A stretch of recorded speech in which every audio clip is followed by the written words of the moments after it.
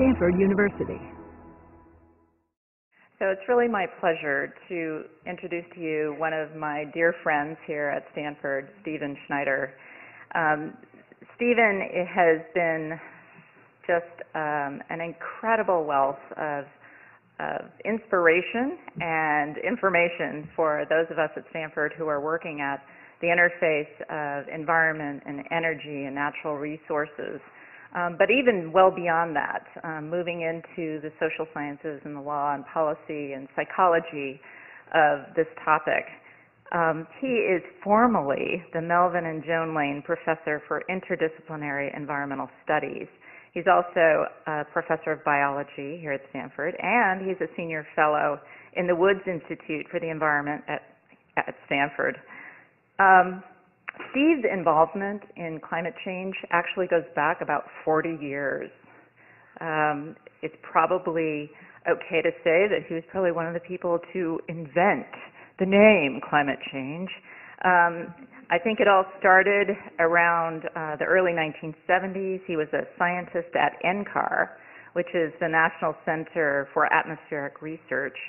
And there he actually co-founded a special project called the Climate Project. He was critical to the integration of both ecological and economic information and human-induced climate change. So way back in the early 1970s, Steve was a forerunner in what we now call interdisciplinary studies and practice. He's consulted for federal agencies and White House staff from 6 administrations. So he can consult with the Republicans and the Democrats without any difficulty whatsoever.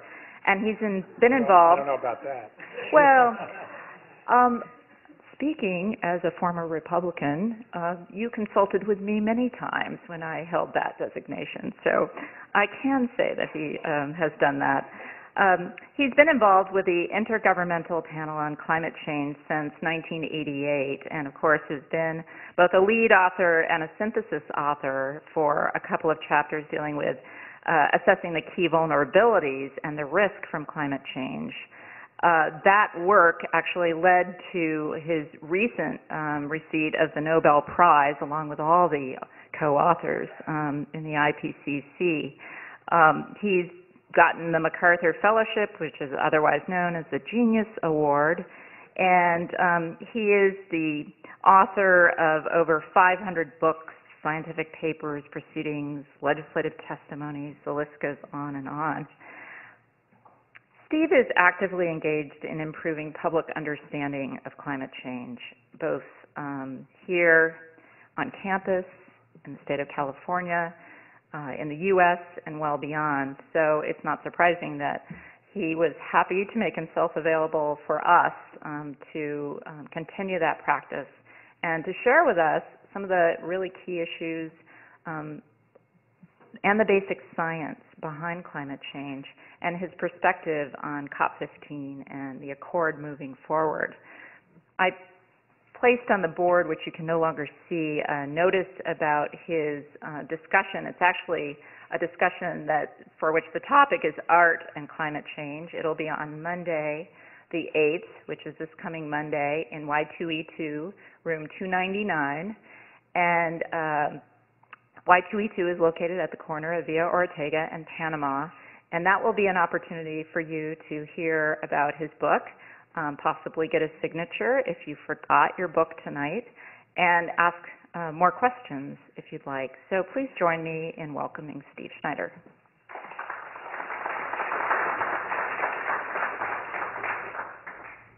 Thank you for that, Meg. That's very kind. But the audience already knows that my cyber intelligence is pretty low.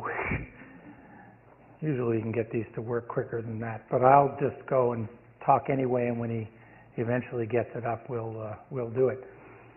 One of the things that I always have to do when I talk to anyone, whether we're talking to university professors, to students, high schools, junior highs right on down to congressional committees. Good, just was testing to make sure you're awake. Okay, they always seem to ask the same question first. Well, before we have to go through this difficult political debate to fix this problem, we want to be sure that it's a problem. That's legitimate, and Terry and Meg asked me today to spend a little bit of time, even though this particular class is not primarily a science class, it's about a process, just to go over some of the scientific issues. Some of you may have heard me talk before. How many of you have done that? Oh, I was afraid of that. All right. But what I wanted to do is stress less the science itself than the points of contention that lead to a very confusing public debate. And when the debate is confusing and the public is confused, to say nothing of the decision makers in the media, it gets much tougher to get action going, or for state priorities to get screwed on right, such as the issues that we were just talking about. So I want to characterize the debate that way first. And when I'm talking to my freshman, sophomore intro sem, I say, okay guys, now we're doing epistemology. But since there's a camera in the back of the room, I'll never use that word, right? Anyhow, that's basically the philosophy of science. And what's the difference between falsification and system science and so forth? Because actually understanding that is very important in interpreting the relative quality and credibility of the various claims made. And the number of claims made about this topic are absolutely amazing. And the number of them that are right is also not very large. So I want to go over those kinds of issues. Hopefully I'll be able to illustrate them with slides. If not, I'll just talk about them. You need my other computer, huh? Okay. So I'll start out by saying that the typical question that I get asked is,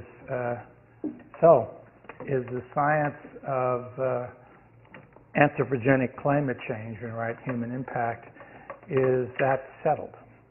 Now, by settled, thank you very much for whoever got this. By settled, we don't mean,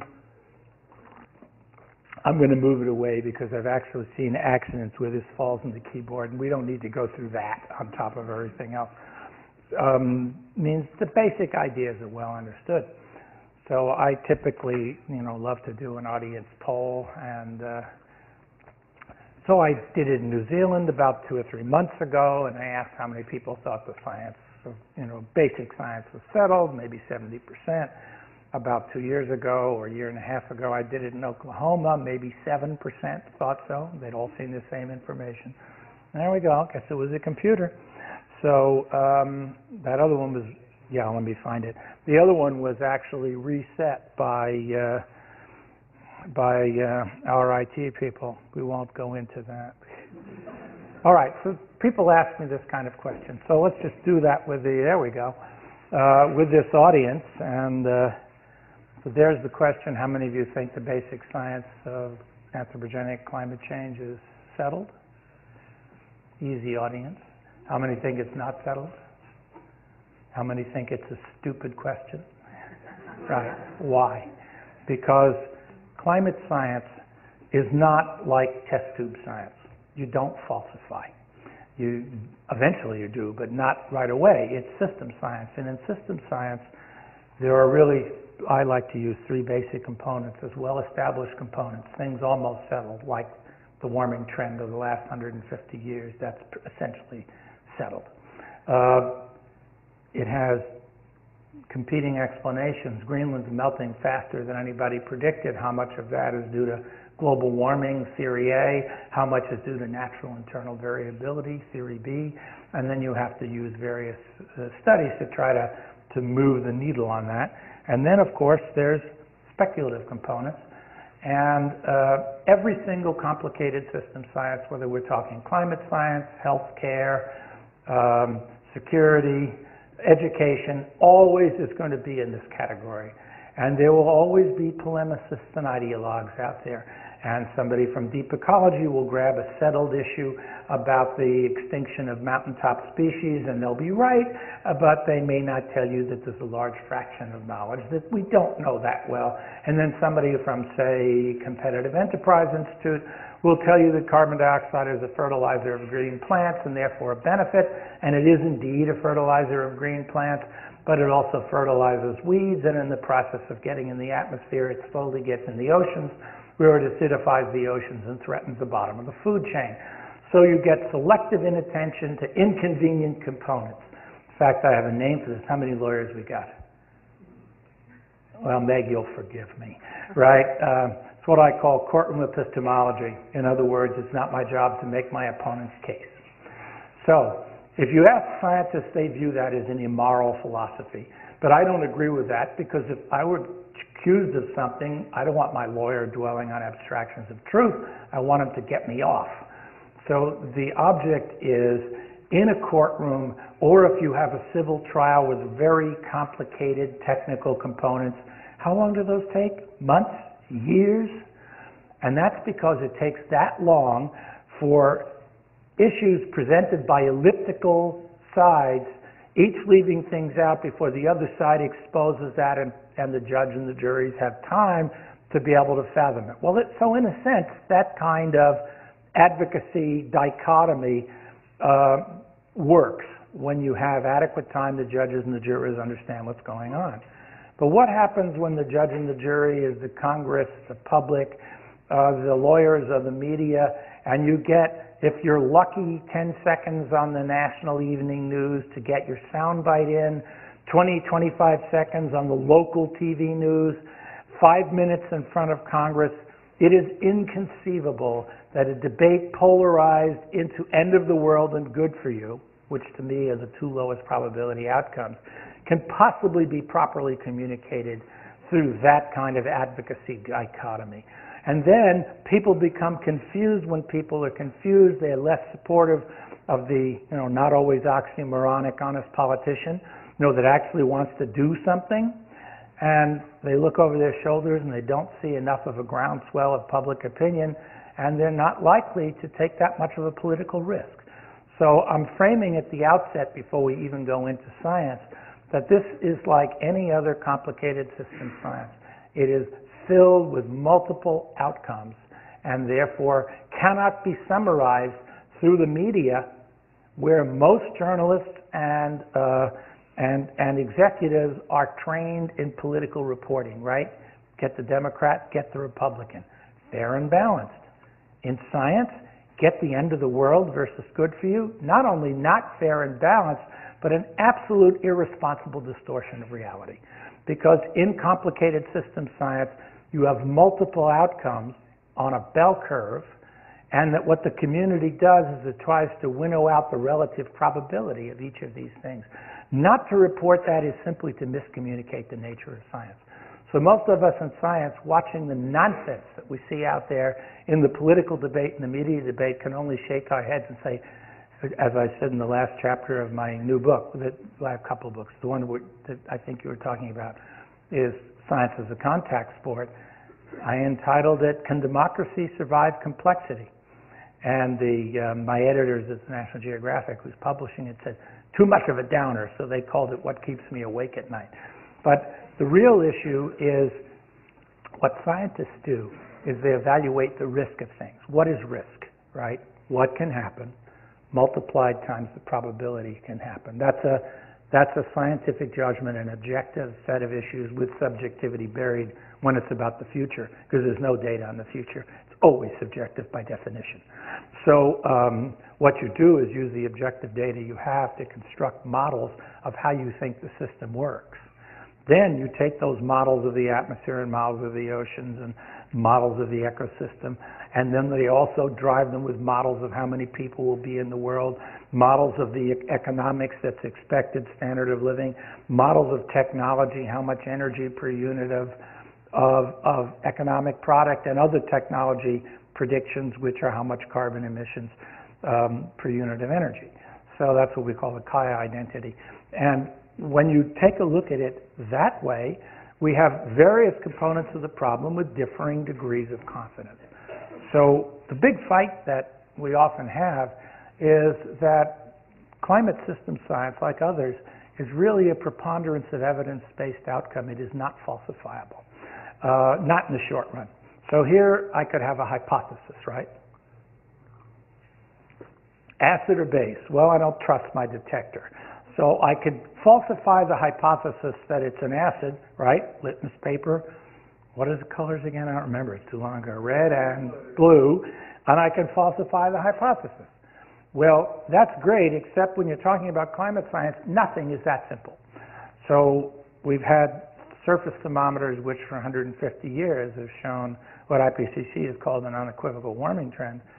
And it was challenged for 20 years by people using satellite measurements of the radiance of microwaves from oxygen atoms.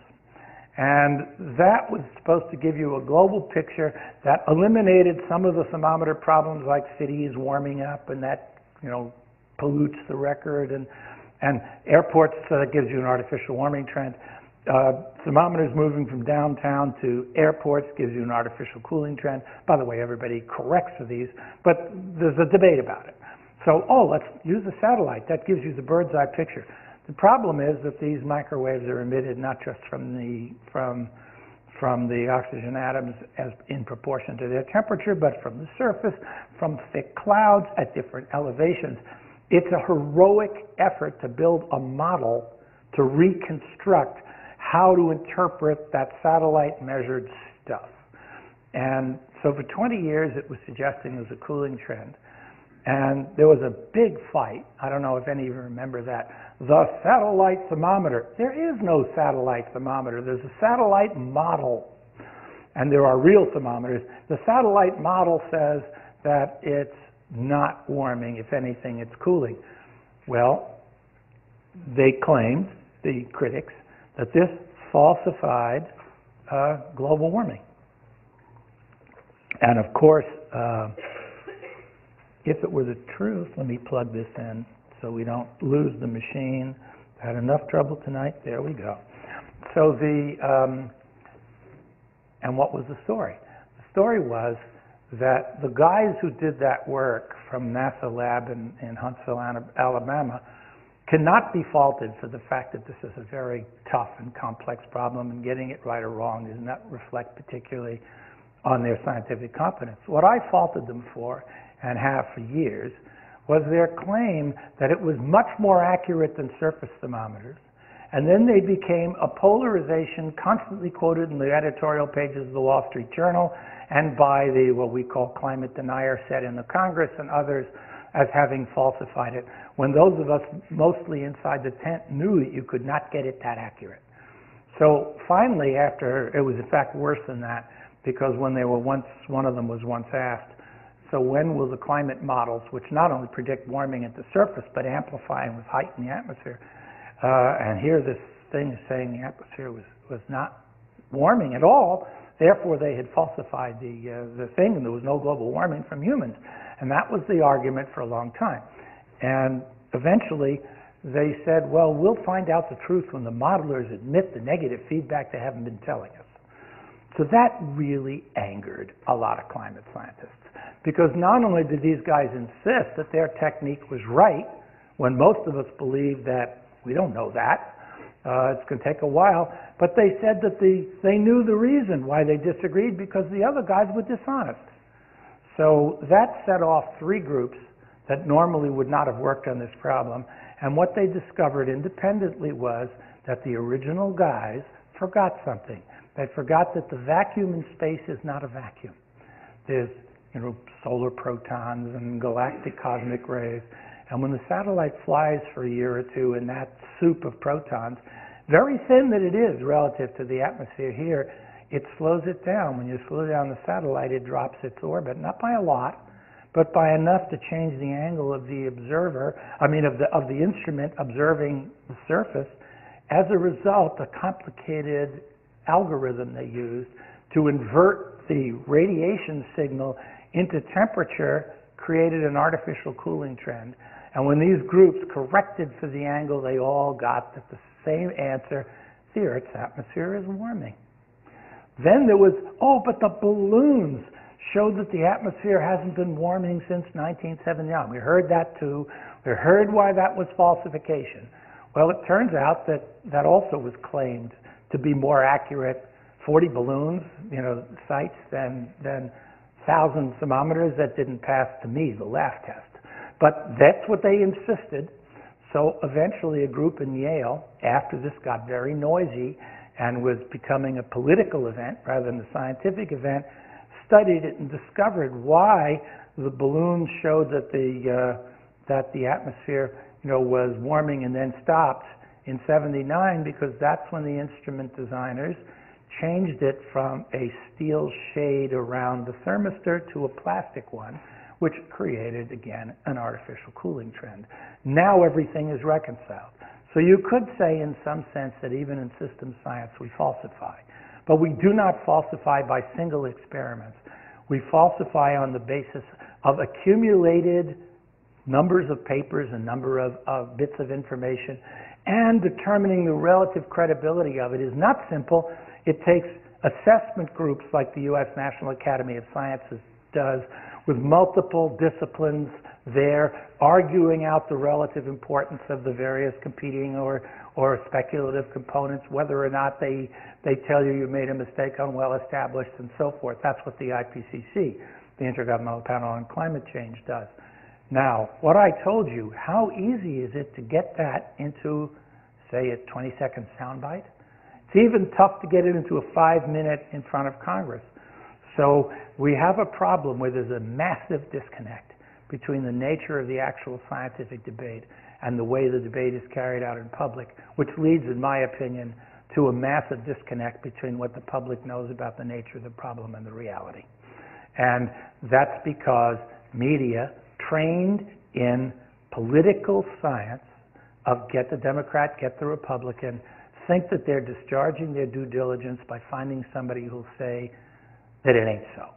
So you have 2.5 years of 200 scientists writing a report, like an IPCC report or National Academy of Science report, which wouldn't be 200, that would be 20.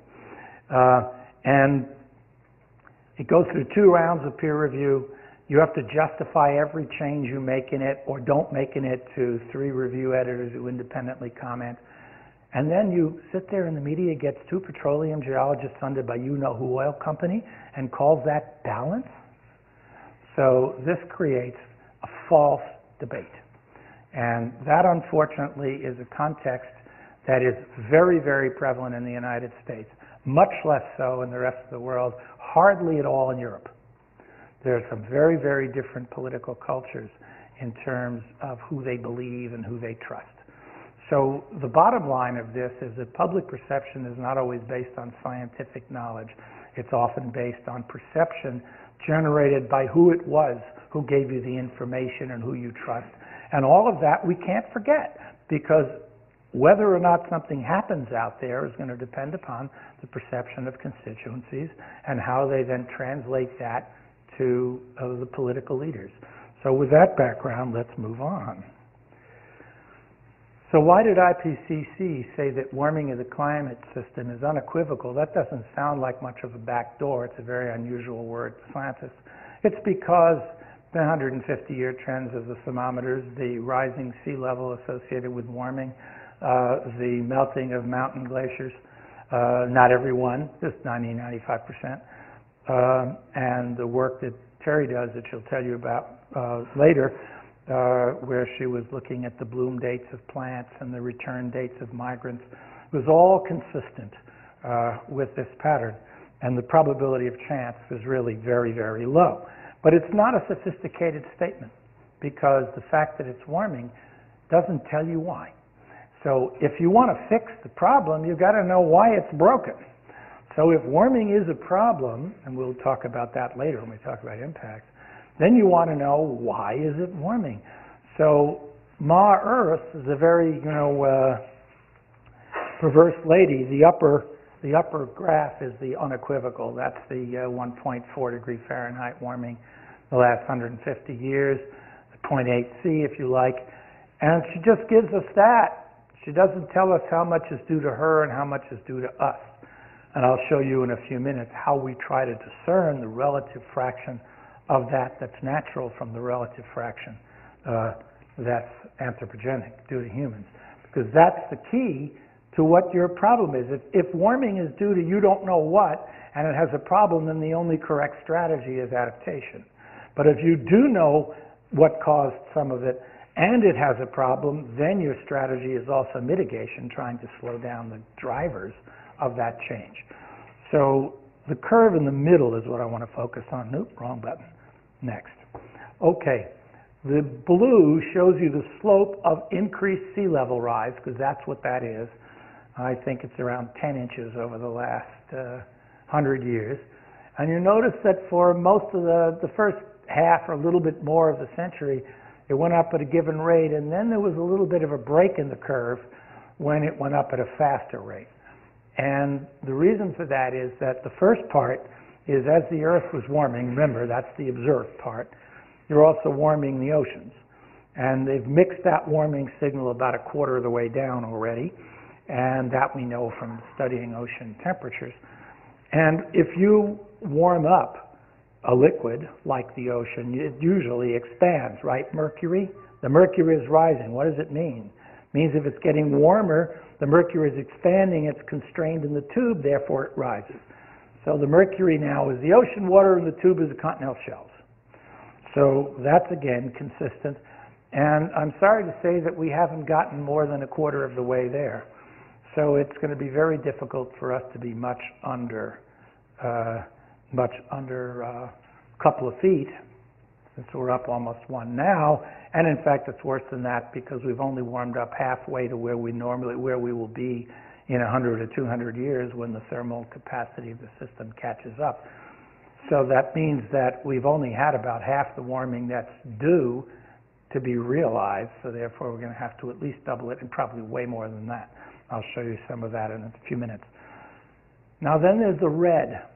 So why did it accelerate? Well, that's because we know from looking not just melting mountain glaciers, those are a small part, but parts of West Antarctica and Greenland are melting, and that's contributing to the sea level rise.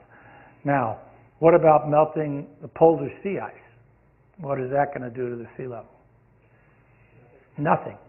Because if I have an ice cube in this glass and it melts, it will not raise the level. But if I have an ice cube in my hand and I let it go, it will raise the level. So it's only the ice on the land that matters. And therefore, what melts up there in Greenland or at West Antarctica matters. The reason that the Arctic matters we'll go into, but one of the reasons is if you get the ice out of there, then you have a much, much warmer surface called an ocean, which is going to therefore melt the Greenland area probably more radically. I say probably because there's lots of complications, so that it will have a feedback on sea level, but it will be indirect, not direct, and it will require a model to make that connection. So let's go on. So this is the detailed picture. The IPCC one was from about 5 years ago, because that was the 97 report, and it pretty much stopped using literature after 2005, because after its second round of review, the IPCC rules are don't add anything in new that hasn't been reviewed. So therefore it's a little bit out of date when it gets published. So that's the actual picture up through now, and that last little box up there was because it was missing the month of December when I got this picture, and it just came out about 2 weeks ago, and it's almost exactly where it is now. So when I testified to Congress 2 years ago, Congressman Rohrabacher, who's never believed that the climate problem was serious, asked the four of us from the IPCC Working Group 2, which is Impacts, Adaptation, and Vulnerability. This is not the climate science one, that's Working Group 1. And so this wasn't really appropriate to ask that group, but did anyway. And he said, has CO2 been increasing since 1998? And everybody said, yes, sir, of course. And should that cause warming? And most people said yes, and I said, depends. And he said, no, it hasn't warmed. It's been steady since then. Therefore, I falsified global warming. I said, no, Congressman, you've done nothing of the sort. And the reason is, if I had gone back from 1992 to 2002, it warmed so fast we're going to hell in a handbasket.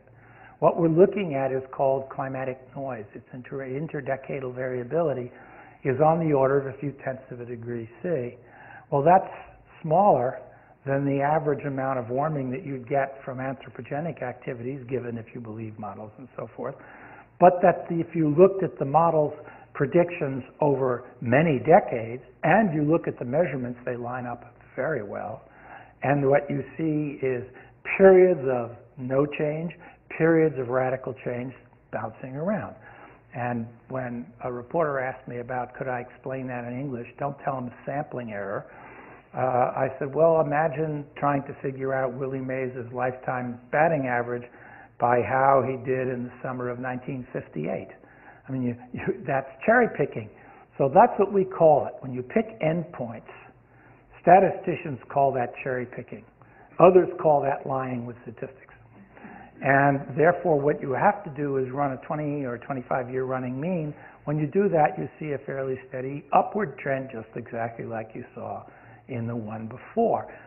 So I can't tell you how many calls I've had from media about, well, the warming is over, isn't it? No, it's not. And we also had the sun very quiet for the last 10 years. So that means maybe a couple of tenths of a watt per square meter not coming in that normally comes in. And we haven't had a big El Nino. 98 was a massive El Nino. It was warmer. Now this year is setting up El Nino and the sun's turning back on. We'll probably break all the records next year. And that will be noise, just like not breaking them the last 10 years is. By the way, 9 of the last 10 years were the warmest over about 1,000 years. Now, how do you know what happened in 1,000 years? That's next. Okay. That's the argument about the hockey stick. How many of you have heard of the hockey stick debate? Right. Or climate gate, which is a misnomer. It's actually climate denier gate, but we'll get to that. All right. So there's the hockey stick from an IPCC report in, this is the third assessment report in 2001. And it's a 1,000-year record, and I just drew the circle around it. So everything to the left of 2000 is observed or inferred. I'll tell you about that in a minute. And everything to the right is virtual reality. It's crystal balling. It's predicting how many people in the world, standards of living, and the technologies we use to produce it, and how much emissions they are. And that fan of colors has to do with whether we have low, medium, or high emissions. And those are alternative lifestyles or development paths. And then the bars on the right-hand side represent the uncertainties associated with the internal dynamics of the climate system. So when you try to project what counts, which is, so how much is it going to warm up in 2050 or 2100, you have two fans of uncertainty. The first one is human behavior. You're going to have low, medium, high emissions.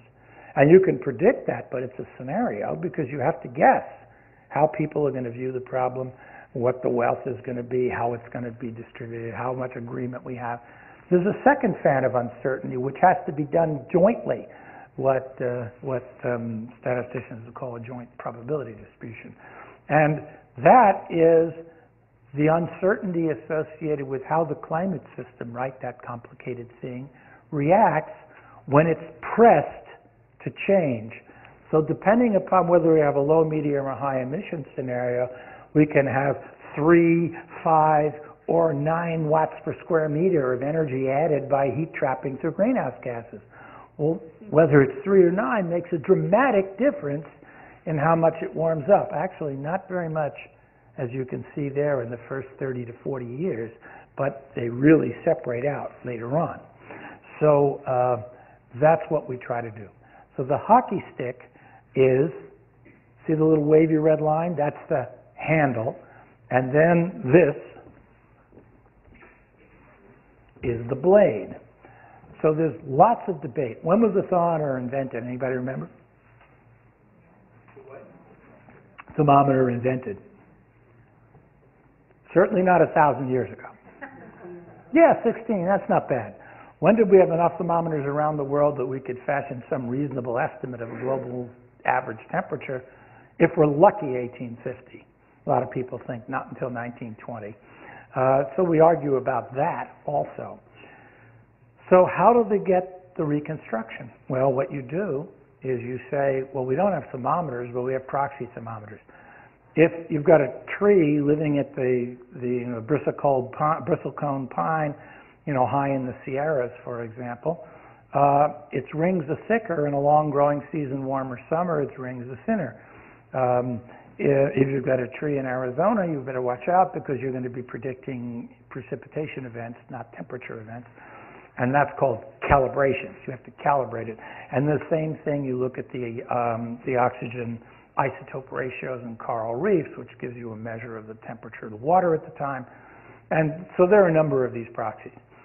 So when you try to do them, they are not precisely temperature, just as the as the satellite measurements are not precisely temperature.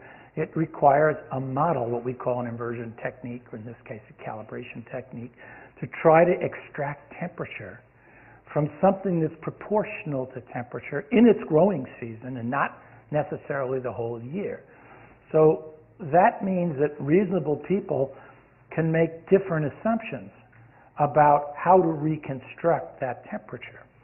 So the big fight about the so-called ClimateGate is over those with the stolen emails, where they were arguing about how they had to use tricks, and you know what a trick means in science?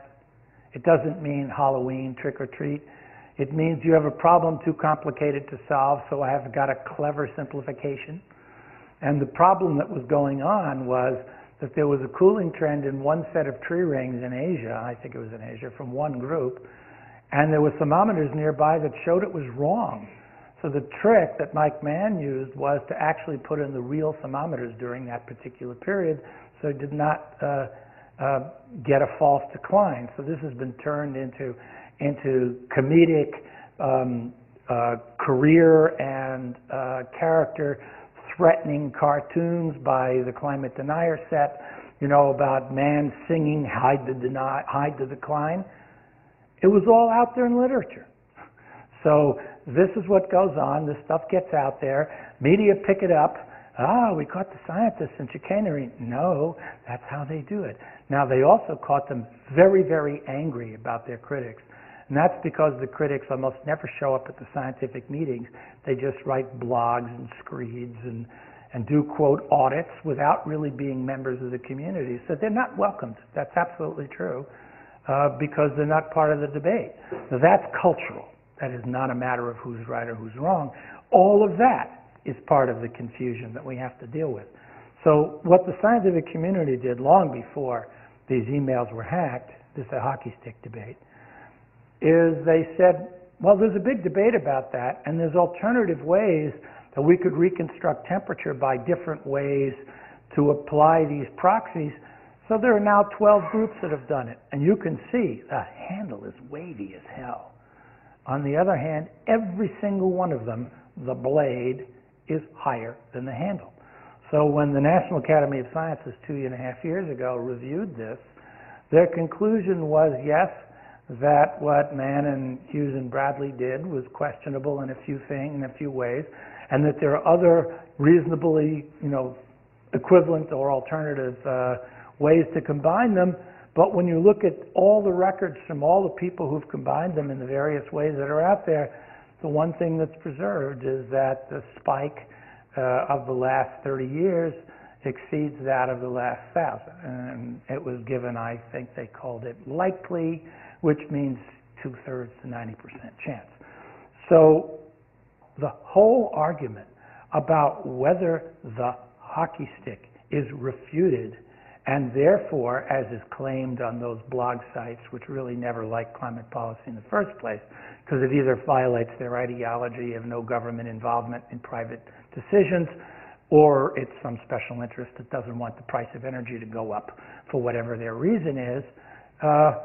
They forgot to tell you that every single one of the ones done by independent groups with different ways to aggregate all have the last 30 years above the last 1,000 years. Now, what's even more interesting is that many of them have said, Congressman Rohrabacher and Sensenbrenner and Senator Inhofe and a few others, that now that they've falsified global warming, we don't need policy for a problem that doesn't exist. Well, and that the IPCC must revise its study. Well, the IPCC refused to revise its study, and absolutely for a good reason. And the good reason I'll show you shortly. It's because the confidence that was expressed in the fact that humans are a significant component of the last 30 to 50 years was never based on how wavy the hockey stick handle was. It was based on things we call fingerprints, which I'll show you. They're all data. They are not proxy data. So there's Mann, Bradley, and Hughes, one of a whole bunch of them. Okay, so the hockey stick debate in AGW, anthropogenic global warming. All right, let's talk about that. At Copenhagen, this is a photograph I took of one of the TVs. We, from civil society, were not allowed into the meetings. I don't know, Meg, whether you talked about that. So we had to watch a lot of the proceedings out there. And that's Minister El Saban from Saudi Arabia, which has long been an opponent of climate policy for reasons you can well fathom. And he made the statement, not on the floor, because had he done it on the floor, the number of rebuttals he would have heard would have gone on for 2 hours. He did it in the G77, where he was trying to get a movement of developing countries against Copenhagen. What he said is, well, what ClimateGate proves is that anthropogenic global warming is unproved, and therefore we should cancel the meeting. Not one G77 country, including China, who was in there, bought that. So he was smart to do it there. And he's not the only one who said that.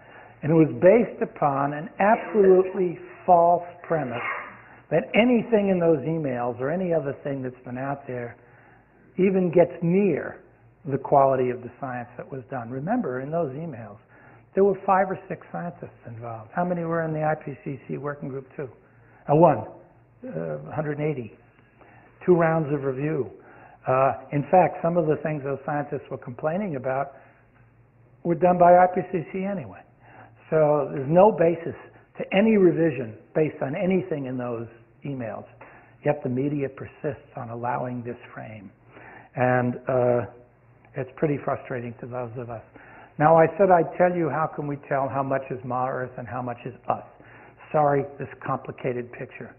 But I promised that I would do some of the science background so that at least everybody would be on the same page on that and understand what the scientific community, and by scientific community I do not mean non-climate scientists who drop in opinions from the outside. I'm talking about those people who actually do the work. Why they've concluded that it's very likely, meeting 2 out of 3 to 9 out of 10, that humans are part of the story of at least the last 30 to 50 years. We do what's called fingerprints. So what you're looking at in the top panels is 6 continents. Now remember, this is a retrodiction. That is, you're starting at 1900 and predicting with a computer model. The same computer model that you're going to use to forecast the future. Remember how much data there is in the future, right? 0. So in the 0, you cannot predict the future without a model. And when I hear scientists saying, I don't believe in models, I'm empirical. I said, well, how are you going to do a future forecast? Well, we're going to take a look at how these variables are related. I said, you're not only a modeler, you're a lousy modeler. Because as soon as you assume that there are two time series that are related, you now have an implicit model that those 2 processes are related. Wouldn't it be better to have an explicit model that we can test and vary and do other things? So everybody in the future is a modeler. If they don't know it, that's their problem for not understanding science. So I'm sorry I get very angry about it, because I hear this stuff all the time from people who frankly don't know what they're talking about. And that you cannot forecast the future without a model. You've got to have a model. If it's a mental model based on looking at data, fine. Make it explicit. Let other people test it. That's what good science is. That's what system science does. So we have alternative models. We vary them. We test them. We look for robustness, meaning if we vary the uncertain parameters, do you get a big change in the answer? If you don't, it's more robust. If you do, you know that you better get that better understood. That's how the community operates on this. So anyhow, how do they know that most of the last 30 to 50 years has been, at least in large part, more than half, attributable to humans? So you take the model that you believe is a reasonable virtual reality. You do not believe it's perfect. Nobody will ever tell you they believe their model is perfect. The question is, does it get enough characteristics that you can make some, at least qualitative statements? They take the model and they drive it with natural forces. That means with changes in the energy output in the sun. You've got the sunspot record for the last 100 years, so you know what that was. You also have satellite observations for about 25 years where you can calibrate how that changing sunspot record affects the energy output. And then you also look at volcanic eruptions, and they throw dust in the stratosphere, and they knock sun off, and that should cool, and models are run, and they in fact replicate that cooling. But you put it together and you get the blue. The blue is the fan of uncertainty associated with climate models, different climate models, there are 20 of them or something, driven by natural forces. It's pretty good. The black is the actual observation, right, the unequivocal thermometers. Up till maybe 1970, 1960. The red, pink I guess is what it looks like here, is the climate model driven by the sum of natural plus anthropogenic. That means greenhouse gas increases, which are known, they're observed. Aerosols, which are particles, they're not known as well, but we know that they've increased, but how much they affect things is another debate, so they pick sort of best guess estimate. When you do that, you find out that all 6 continents, the one on the far left is the global average, then there's the global average over land and over oceans. Now the probability of getting that right by chance is pretty low. But that's not all that IPCC and the scientific community does. Remember, IPCC doesn't do any research. It simply grabs all the existing literature and then interprets it. That's its job, is to do what the governments are very bad at doing, which is to sort out the relative credibility of various claims. And so what they do is what's called fingerprints. So a fingerprint is some embedded part of the record, just like in a whodunit. So in 1995, IPCC first declared there was a discernible impact of human activity on climate. They did not assign very high confidence, but they said it was discernible, that you could see it. How did they do that? Because if you believe the Wall Street Journal editorial page op-eds one after another, the sun did it. Well, if the sun did it, it would warm that is the solar irradiance. It would warm the stratosphere, the middle of the lower atmosphere, and the surface. If, according to the models, human activities did it, the combination of ozone-depleting substances, which will cool the stratosphere in the high latitudes, and greenhouse gases, which will cool it in the low latitudes, make the stratosphere cool and the lower atmosphere warm. So that's a prediction that the models make. So the only way that you can try to figure out how much is Mars and how much is us is to make these alternative assumptions. Now you become empirical, and you check them against the data of what actually happened from your forecast from 1900 to 2000. So that's how it works. So if you do that, then what you found in the models was, right, stratosphere cools, lower warms. That's exactly what happened. So does that prove that the fingerprint proves that it's guilty? No, because there's a 50% chance, if you were absolutely ignorant, that the stratosphere warmed, 50% chance it cooled, right? 50% chance the lower atmosphere warmed, 50% chance it cooled. So getting the combination right, it could be a 25% chance that it's random. So nobody would claim that as a high confidence detection, though it's taken on top of this. But this didn't exist in 1995 when that first came out. So then in the third assessment report now, there were other fingerprints. And models predict that lower latitudes warm up less than high latitudes.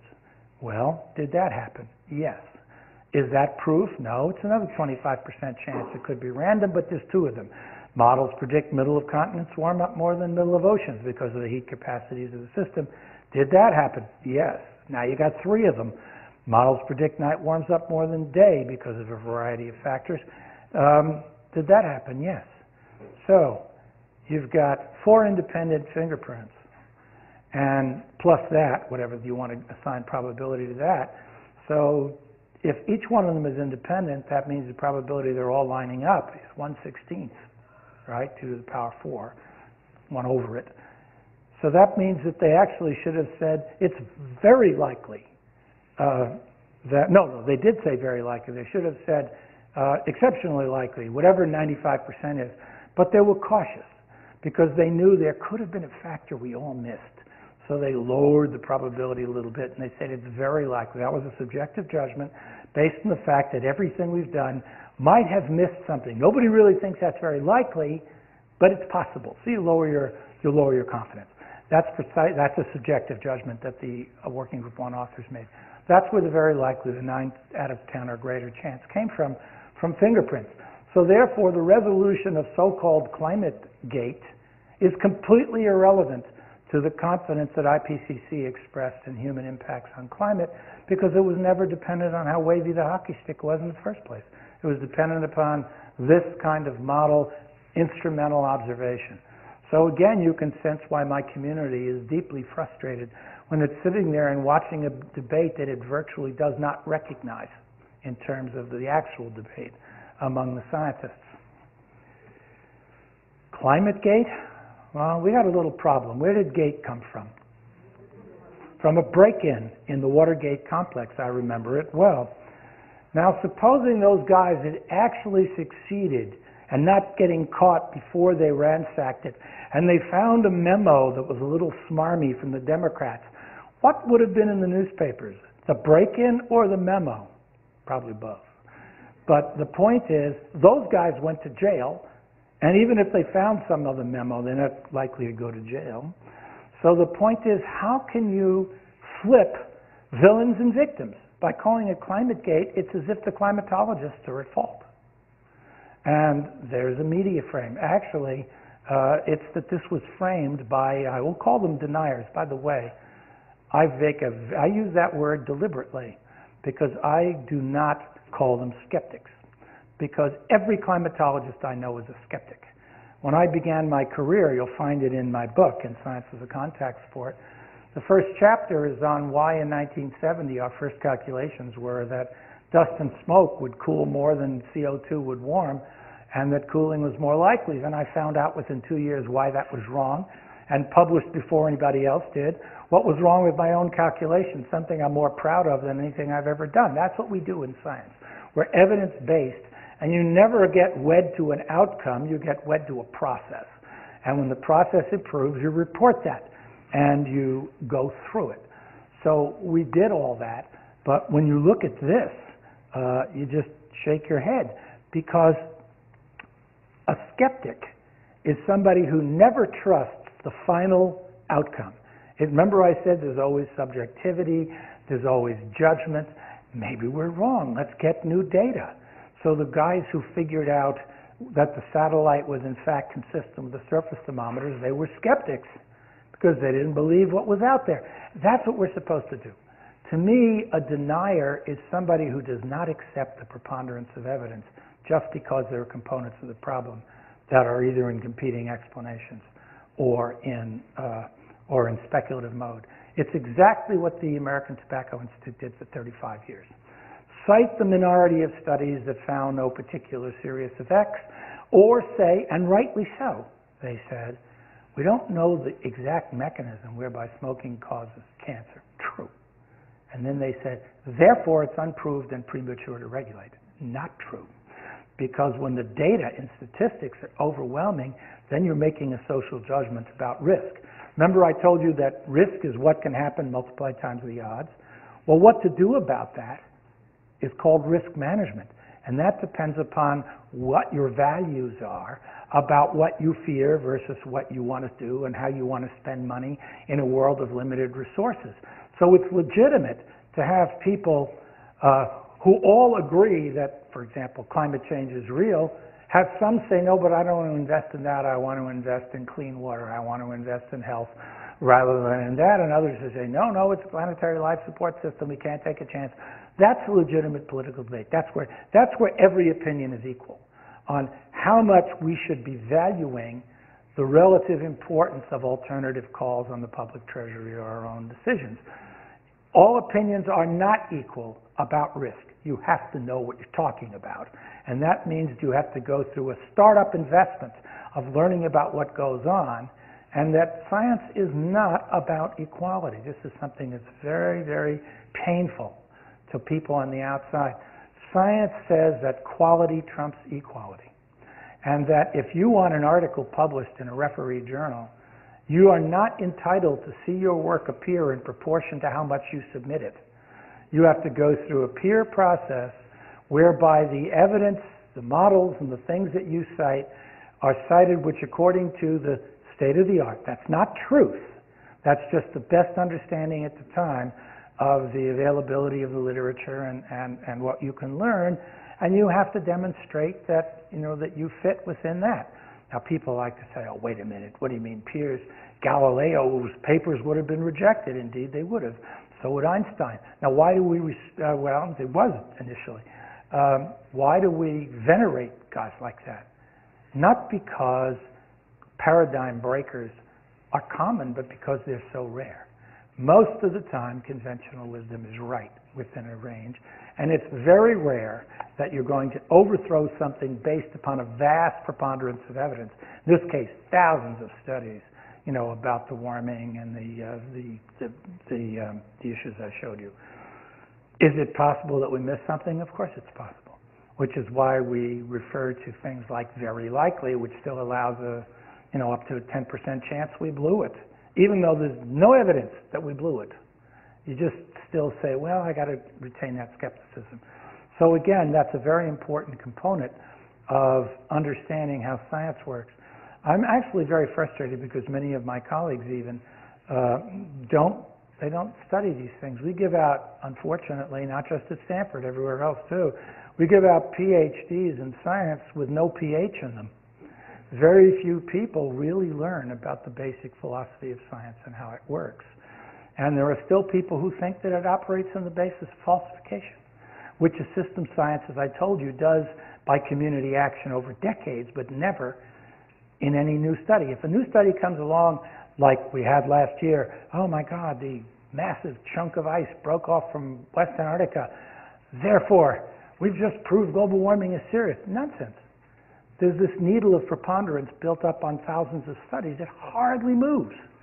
Or if somebody comes along and says, oh, but I've just shown you that the model's prediction for the precipitation cycle in the tropics isn't right, therefore I falsify global warming. Nonsense.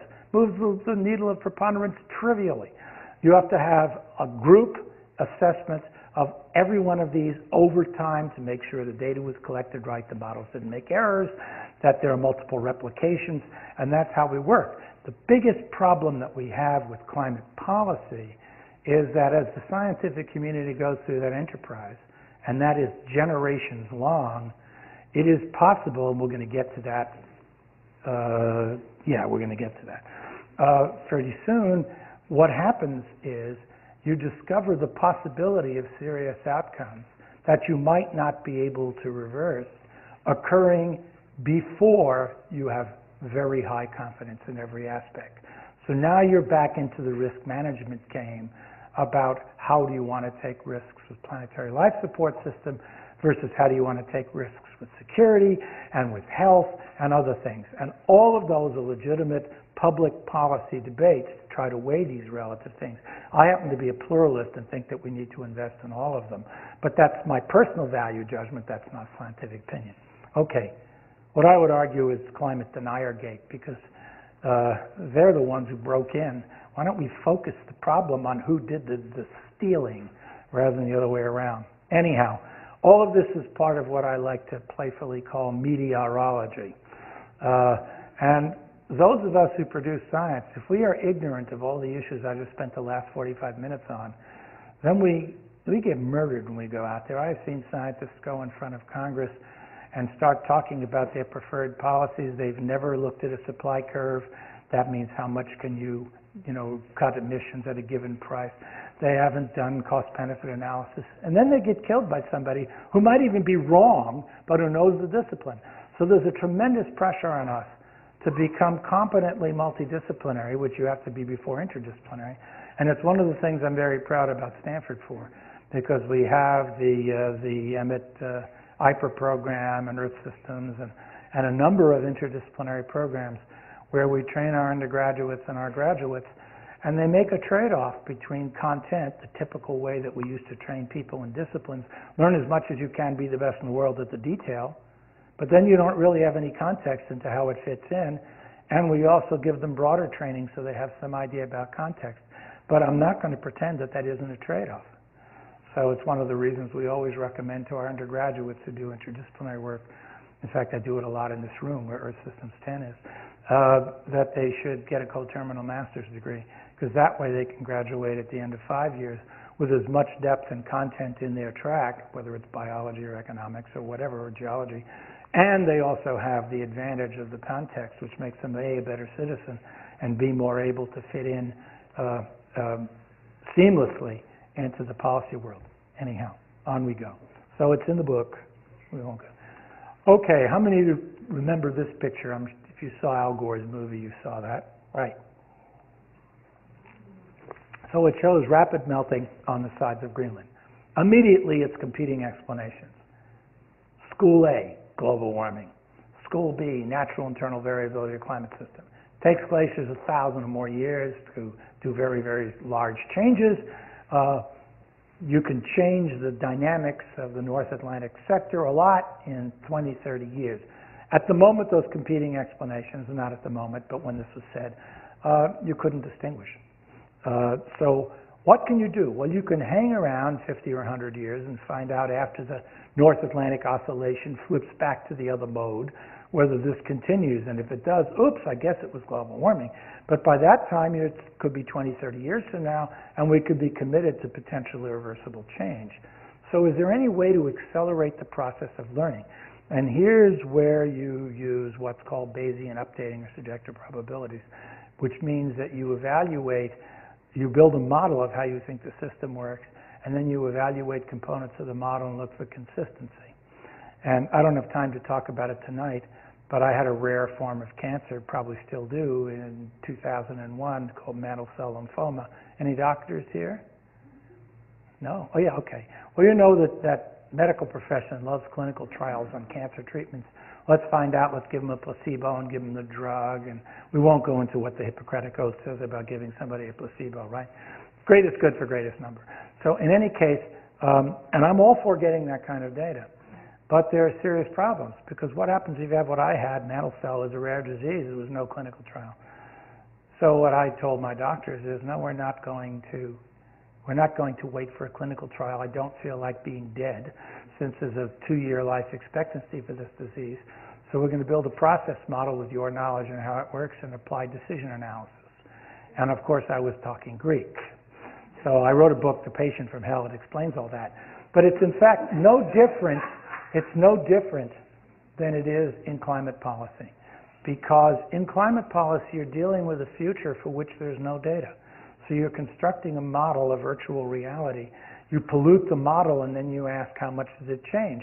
Then you pollute it a different amount. Then you change internal parameters. And I did the same thing with the docs. I said, all right, there's 100 patients like me. If we don't treat them, how many lose remission in 5 years if we treat them with this drug? And they said, well, we don't know the answers. I said, I know, but I trust my life to your intuition about cancer. This is what is called in decision theory a decision analytic elicitation. It means an expert judgment. And I was completely willing to listen to their expert judgment. I was not in the slightest willing to listen to their decision-making knowledge, because they don't have any. And so we asked these questions about 100 patients.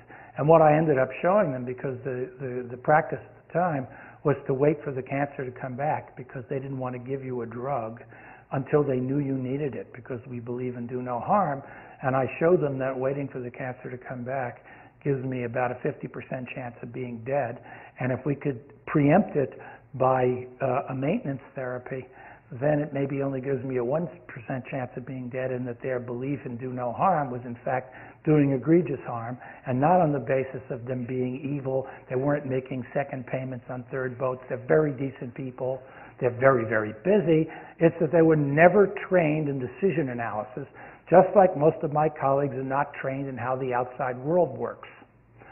So I had to do that for myself, and they eventually listened. And I'm now 8.5 years post bone marrow transplant. So I have a 99% chance now I should be dead, and I'm still here making hell for everybody out there. And it's because what I did in the process model that they gave me the numbers on is said, well, if the cancer, you can't get rid of it. And it's going to clone every month. And so I calculated out that 50% of your cells at 500 billion would be reached in 2 years, which turned out to be just about the observational time when people, were in deep trouble.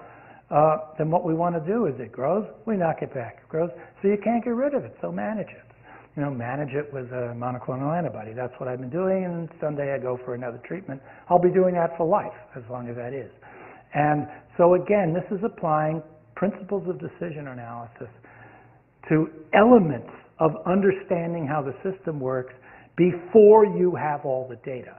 Because what about if waiting for all the data doing traditional falsifiable science is not in time? And it's exactly the same problem in climate. And that's why it's so important for me to want to see the public and the political world to have a deep understanding of this, because in the end they're making judgments about the alternative use of resources when there are multiple calls for proper use. So anyhow, let's talk about the competing explanations. I apologize for my cyber skills, which you saw before when I couldn't get it to work. That's a 747 when Terry and I went to Greenland 2 years ago. So what have we got? You can listen to, I will call him a denier. I heard Fred Singer once say, I falsified the idea that the ice cap is melting and lowering sea level. It's been observed that there's more snow being deposited on the top. Therefore, it's not true. Of course, forgot the fact that there's more snow melting on the sides, and you have to be quantitative and talk about the relative difference. So, in fact, it's true. Why would there be no more snow on the top if the world was warming? Anybody remember that the atmosphere holds exponentially more water when it's warmer than when it's colder? So if the top is so cold and below freezing, if it goes from -20 to -15, that means it's actually going to snow more till it gets around zero, and then it's going to flip over to rain or do a melt fast. So the sides are much warmer, that's why they melt. And we'll talk about who wins and loses in a minute. So there's a telephoto picture, and what you see there is meltwater lakes, and these little ribbons, those are rivers. They're actually called moulins, and we'll talk about a tipping point in a minute, because that's what this part of the talk is about. And these moulins, as I used to joke around during the last presidential election, that the governor of Alaska would understand them well because they're rivers to nowhere. But they're not nowhere. They're flowing until they reach a down spot, a low spot, and then they go down. This is critical. Back to competing explanations. Why is it critical? School A, the water goes all the way to the bottom. School B, it refreezes on the 2,000-foot trip down. Why does that matter? Because what's the temperature of water at ice melt, right? 0 C. What's the temperature of the ice at the bottom? Like -20. So it's an amazing heat transfer, which could then melt the surface layer. Now, take your hand and rub it over it, right? Hot, right? So if a glacier starts to move faster, it's going to generate tremendous friction, which melts the ice and can cause it, therefore, to have lower friction and to slip. So the issue is, if it's a tipping point, the warming up to a certain point that generates enough meltwater, which if it reaches the ground, can create an instability that might take hundreds of years to play out, but once it starts, you can't stop it. The analogy I use on tipping point is a school bus with your kids in it. If you live in a hilly terrain, it gets to the top of the hill, it goes over. That's a tipping point. It's going to keep accelerating until it reaches the bottom, unless you have a competent driver and they've done due diligence and inspected the brakes, which almost always happens, fortunately. Unfortunately for the planet, where's there a driver? It's a bunch of quarreling teenagers, and we have no idea if it has brakes. So what you will hear out there in the political argument is tipping points can be Greenland going to a new equilibrium with the world sea level rising 5 meters. When you melt, it might take hundreds of years to get there, but it's inexorable once you start. Or if you stop the warming and you go back, all right, it'll stop melting. That means you haven't crossed the tipping point. Well, what about species extinction? Species living in mountaintops. Terry will tell you all about that soon. And when Species living on mountaintops, if it gets warmer, where do they have to go? Well, if they're birds, they can fly to the next mountain that's higher or up north. But if they're, things that have to walk, they can't walk down into the hot desert and make it. They go extinct. So the extinction is a tipping point. We know there are hundreds of tipping points in the system. What we don't know very well is where they are. So we're now in an area where we're very confident the tipping points are there, but the precise warming that will trigger the irreversible loss, we don't know. All we can say is the more we add to it, the more the number of systems will be hurt, and the deeper the degree to which they'll be hurt, which is exactly what my chapter in IPCC says. And we had government saying, well, but is it half a degree or 1 degree? We can't give you that precision. All we can do, it's like a kid's skateboard. Ever see these kids in the skateboard run? Right, the ramp looks like this, and the kid goes in there at high speed, and it gets vertical, and they jump, and the parents hide their eyes, this kind of stuff. Well, it's the same thing. As we start in, not that much happens, and then it starts getting more and more and more systems getting hurt. But we are not good enough to predict precisely where those things are. And we have to be honest and tell that to people.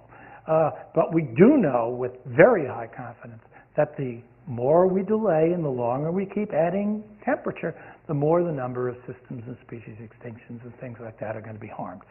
So the question is, how can you get past this competing explanation? Is there any way that we can do something other than wait till it might be too late? So NASA, right, the high-tech palace. Anybody from Ames here? Okay. So they were involved in studies where they helped design cameras that were lowered down. They never got very far. They got stuck on ledges. I don't think that we even went 20% of the way down. The water kept going, by the way. That doesn't prove that it gets to the bottom. Maybe it has to get a little further down before it refreezes. So they had a brilliant idea 2 years ago. This was Connie Stefan working on a grant. And he's from the University of Colorado.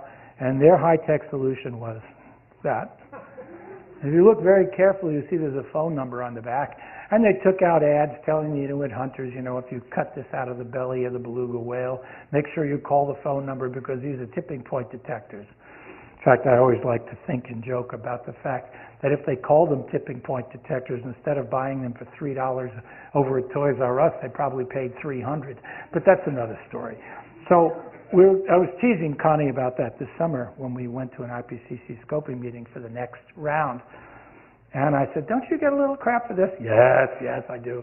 And I said, how do you know they're not going to get stuck? That they hit the bottom, but you won't know. They won't come out for 100 years and it's too late. He said, oh, no, we're better this year. I said, what happened? He said, we got smart ducks. So what's a smart duck, Connie? And he said, GPS. It is a smart duck. It's a smart idea. So we'll find out how far down it goes. And these little tipping point detectors. Now, if you're a frequentist and you believe that statistics have to be direct, this is not a direct measure of whether you're going to have a tipping point. But if you're a Bayesian like I am, that means you're an updater who uses all the process knowledge you can and builds models of the system and tries to use accumulated consistency across multiple elements, you would say, if these things go down there, that's enough to tip my priors toward global warming. We're going to act on this as if it's real, even though we're not absolutely sure. And that, again, is the process that the Working Group 2 and 3 in IPCC works on, which is risk management. And I find that I have no trouble convincing corporates. How many of you are in business? Yeah, okay. Risk management is easy. That's what those guys do. How many times do they get full knowledge about everything that's going on? Or doctors, how many times do you have uncertainties that you got away where you just don't have all the information? You still have to make a decision, so you use every piece of information you can use. And we do exactly the same thing.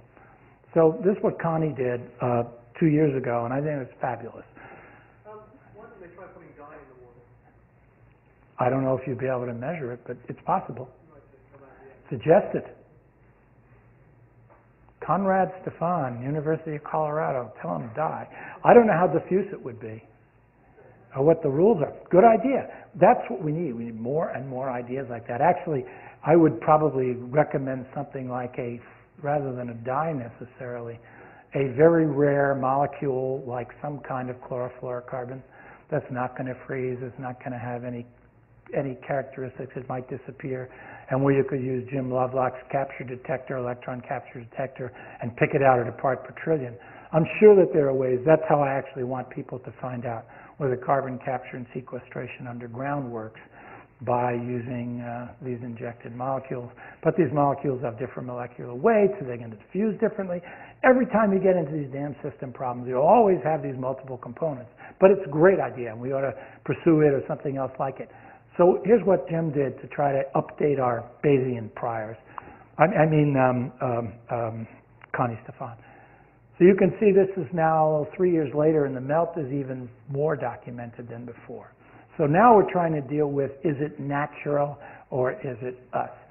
So in all those red dots, they sunk pipes, and there's annual layers of snow. If it's a natural internal oscillation in the system, you should find, going back sort of every 20 to 50 years, some evidence of melt layers.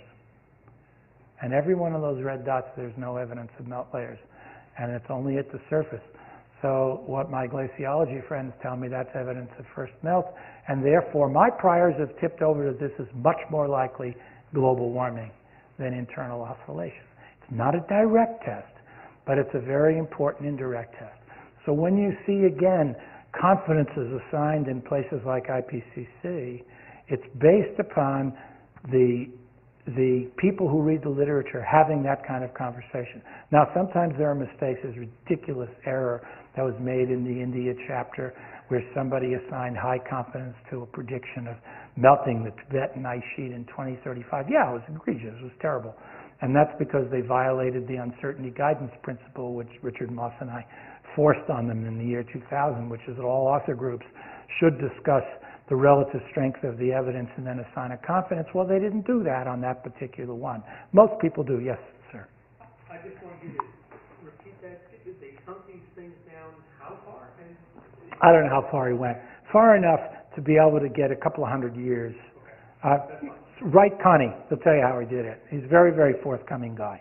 So that's the main point that I want to tell you is that when we talk about evidence, the evidence is not always direct. The evidence is indirect. And that trying to understand a complex problem like that, it's not very easy. And it's one of the reasons why I do not like asking congresspersons and members of the media or even the public to be assigning who they believe about risk, because they're frankly not qualified to do it unless they're going to put in the effort that I'm now talking about so they know what they're talking about.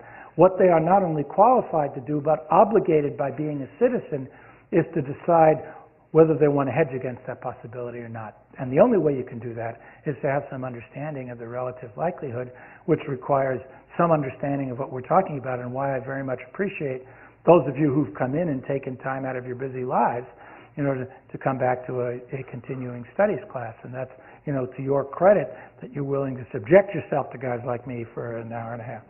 So there's Terry, of course, and in case any of you haven't figured it out, we're married.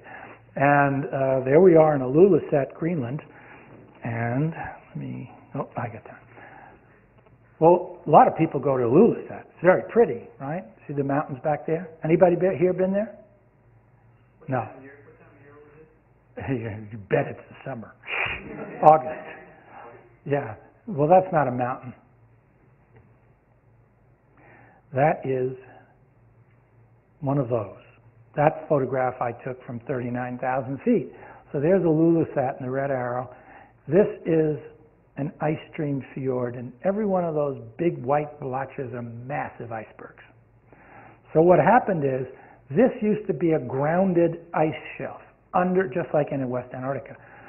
Underwater, grounded on the land. It was flowing out so fast, and it was cold enough to do that. In 1850, it actually stretched out further than where you see the icebergs now.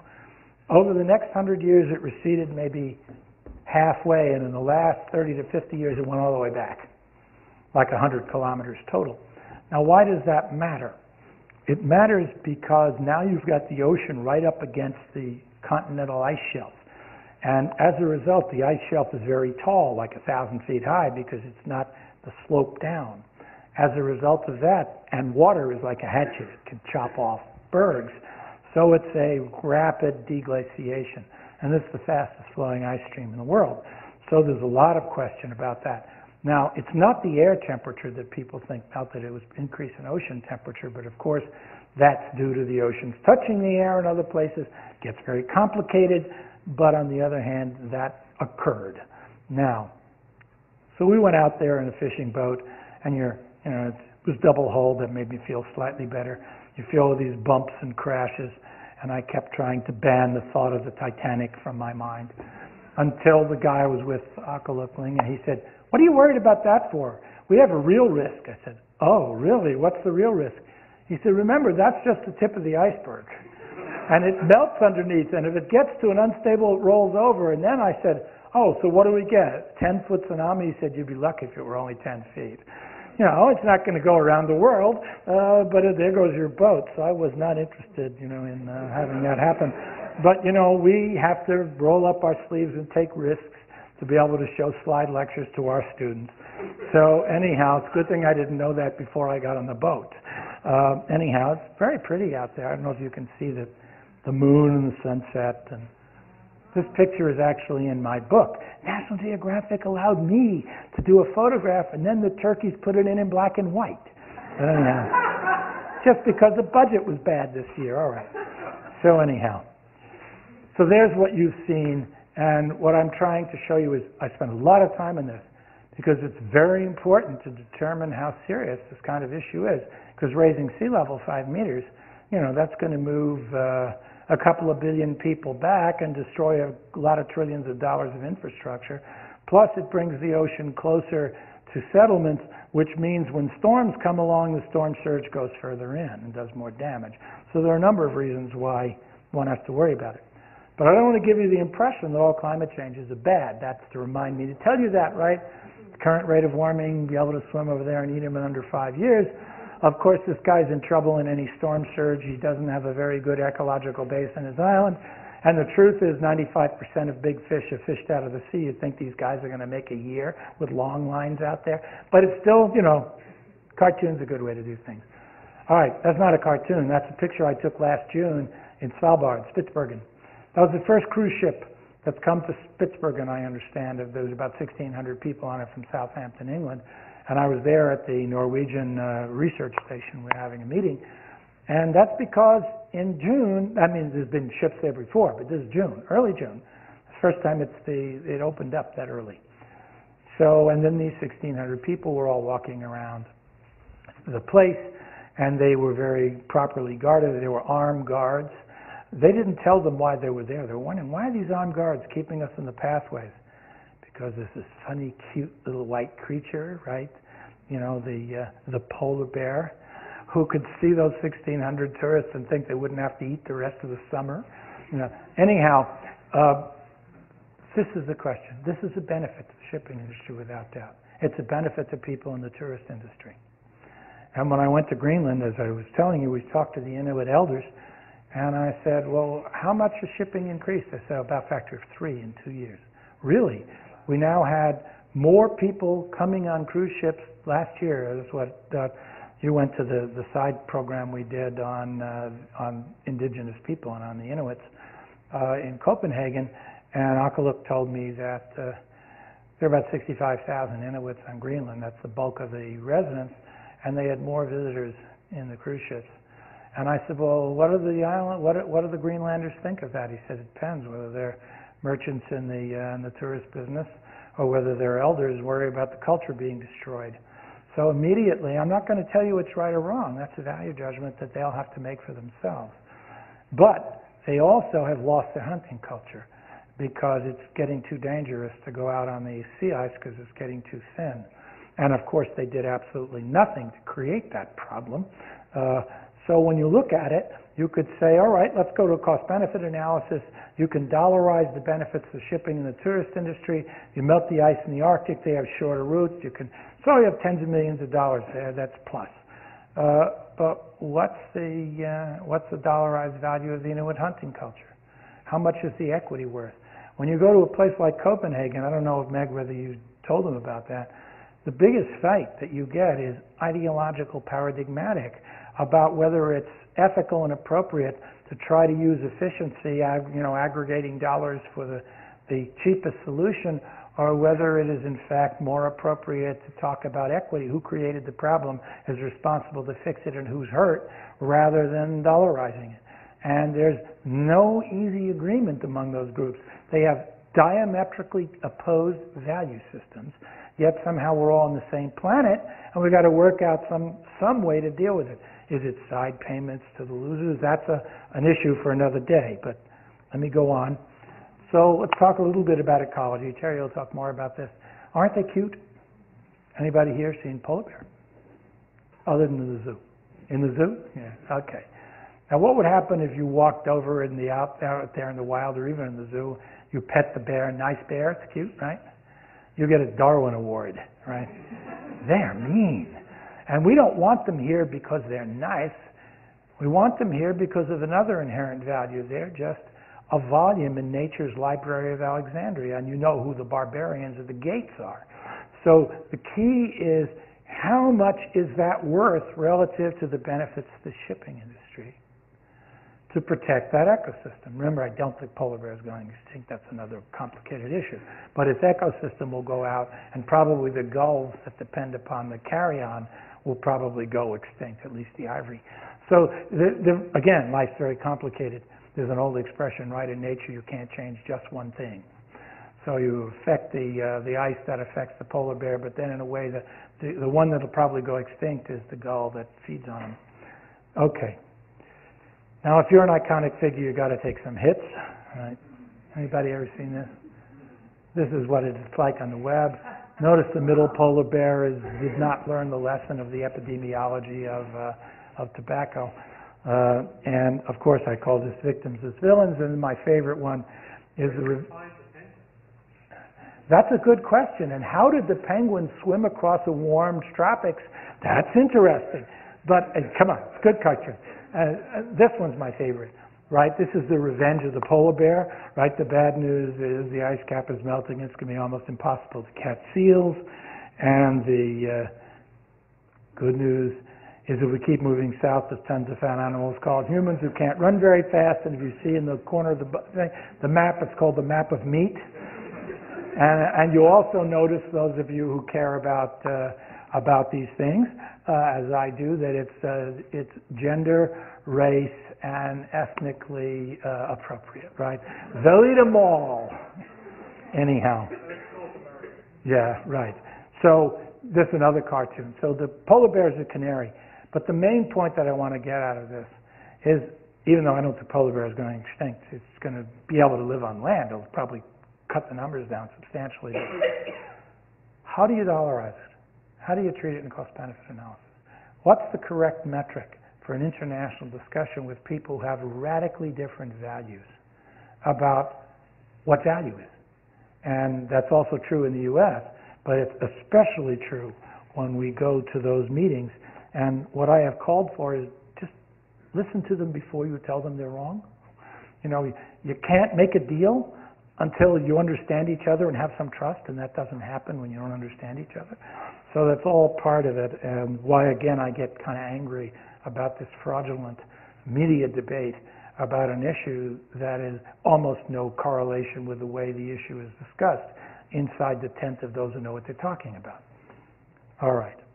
If sea level rise is very important, you can dollarize it here, that's for sure, in Waikiki, and not that Hawaii is going away. And if you put up if you say, well, let's adapt, we'll just put up a seawall, I don't think that Waikiki would be so popular, you know, if there were a seawall. And now this. The Euros are very much on board for worrying about this problem. In 2003, there was a massive heat wave. It did make some headlines in the U.S. Something like, is an argument about whether it's 40 or 50,000 people died in Europe. And it was a week of 100-degree Fahrenheit weather in Paris, which had never happened before. So there is, I was just at the World Economic Forum last week, so I got this slide made up because it's Switzerland. And the blue is where the mean summer temperature was for each of the years. And what it really is a classical bell curve. And you know, bell curve has very, very thin tails out there. So if you try to calculate the probability of that wild outlier, 2003, which has never happened before, by before I mean when anybody was measuring it or knew about it, may have happened, 120,000 years ago, and probably did, because the world was about a degree and a half warmer than now. That's a very improbable event, like 1 in 500, and it didn't happen. But if you realize that each of those things are bell curves, so look at the one to the left, right? That's the normal distribution of extreme weather. So in the far left-hand corner is what we call the cold tail, and that's the low probability of extreme cold waves. And then over here would be typical extreme heat waves. Now, if you pull that curve to the right by warming up, and we know we've done that, because they've measured the warming in Switzerland, then the kind of heat waves they're used to dramatically increase their likelihood. The recurrence intervals come back. Nothing fancy here. There's just frequency statistics. But then you get the red out there, which is events which you simply would not expect to happen. And they happen like 3 Category 5 hurricanes in one season, or the kind of event. Now, nature is very noisy, very variable. Just like I showed you, remember, in the global warming average temperatures, that the interannual, interdecadal variability is larger than the trend, but not larger than the trend on 30 years. It's the same thing. So how long do you have to wait to establish this? Well, the answer is quite a few decades. So you're back again in the argument about how long do you want to wait and how much risk you want to take of irreversibility. All right. So let me kind of get to the end of this. So, out here in our part of the world, the forecast was made many, many decades ago that if you warm it up, you're going to increase fires. And that's because it's largely a dry summer relative to a wet winter Mediterranean climate. And therefore, if you do that, and this is Tony Westerling's work from University of Merced, it's a very fine piece of work, but you notice that there's very large fluctuations. So this can't be just warming. There are other things. A, we moved people into harm's way, that is, into areas they don't belong, so it's more likely to create fires. And B, we've been fighting fires to protect the structures that probably don't belong there, but they're part of the economic growth. And that means that you build up the underbrush, so when you really get a fire out of control, you can't stop it. So it sort of transforms us from what we would call high frequency, low amplitude vulnerability to low frequency, high amplitude. But that's a whole different question. So what Tony did that's really great is he said, let's look at the really big fire years, that's area burned, and then the poor ones. And he found out it was dramatic, that in the years that there was late snowmelt, meaning there was more snow in the spring, and the spring was cool, many fewer fires. When the spring was warm, the snow melted early. By the way, on average, it's melting about 2 weeks earlier now than it did 100 years ago. Dramatic more fires. And of course, as we warm up, you know exactly what's going to happen. There's going to be a substantial increase in snowmelt. So that's another thing, and that's part of the reason why, when I was testifying in Congress at the same hearing I was talking about before, one of the minority asked me a perfectly legitimate, great question. He said, how come you guys in California, sorry about AB 32, we had it then, get a Republican governor and a Democratic legislature to agree? We can't ever do that inside of Washington. And I mentioned this, and I said, when the snow melts earlier, that increases the spring flood risk, and when it melts earlier, it increases the winter fire risk, which is much more dangerous from the point of view of the smoke plumes in the lungs of children who get asthma or adults with emphysema. It's going to kill many more people than are directly killed by the fires. That's mostly property damage. And there's no such thing as a Democratic flood or Republican wildfire. And at least we got together on that, at least up till now. And it is possible to do that. So no, that's wrong. So let me end now. So this is one of the protests that was recently observed. And the reason I like that is it's a tipping point. These guys know the tipping point, 0. Actually, it's not true because you have to do an energy balance, but I don't want to bore you with that. And the point is that that's really where the debate is most serious. On what about the extreme events that could be induced by taking that bell curve and pulling it out there. Now, I showed you a bell curve with exactly the same shape when it was pulled out. We don't even know if that's true. We don't know if it's going to squish out or squish up. It makes a big difference in the probability of those dangerous extreme outcomes, and we're not ready yet to call that much more than speculative. That's not even in competing explanations yet. So what we in science try to do is lift the the speculative into the competing and the competing up into the well-established, and the speculative does not trump the well-established any more than the well-established as we know it all. So with that, is this good or bad? Well, Terry will tell you. The Adelie and the chinstrap penguin, one hates the ice, one loves the ice. The population of one will go up, the other might go extinct. Is that good or bad? Back to valuation. And I don't have time to do that. All right. Is somebody going to do this, or am I done? I think we should wrap up. Okay. Oh, yeah, you're right, a minute. So how do you predict the future? Well, you have to know, as I said, how many people in the world, what standards of living, and what technology. So A1FI is a globalized world of mobilized capital it's the lowest cost use of energy, and it's called FI, it's fossil intensive. It's one of the IPCC scenarios, and it's the higher emissions scenario and a triple CO2 by 2100. The lower one is called B1. It's more of a world of egalitarian sharing. It still goes through an overshoot because no matter what we do, we're going to go through an overshoot. And we could start as massive investments in alternative energy now. We're still going to go up for a while because the inertia in both the climate system and the economic system is going to require that. So there'll be an overshoot, but that's a much lower damage scenario. What happened in the last 10 years? Well, we've been higher than the highest scenario. Not a very pretty picture. Oh, then we had a nasty recession and we actually went below. Now we've just about creeped back. So your very dirty crystal ball has to project the future. You cannot project it by extrapolating short-term trends. You have to have a model of how the society works.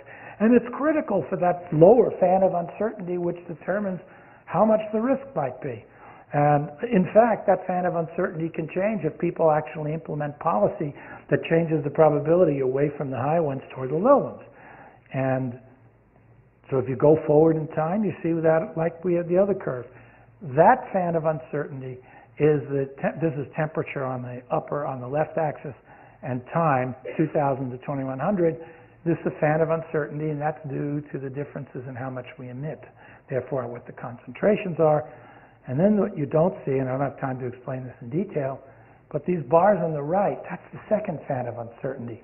That's the internal unknown dynamics of the climate system.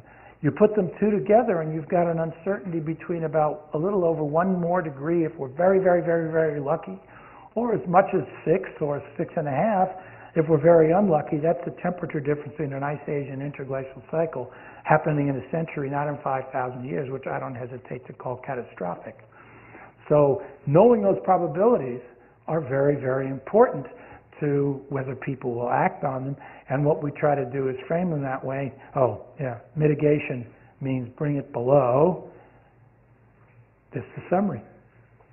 Potential for significant risks, deep uncertainties, normative judgments, optimization, which is what some businesses like to do, impossible in this problem.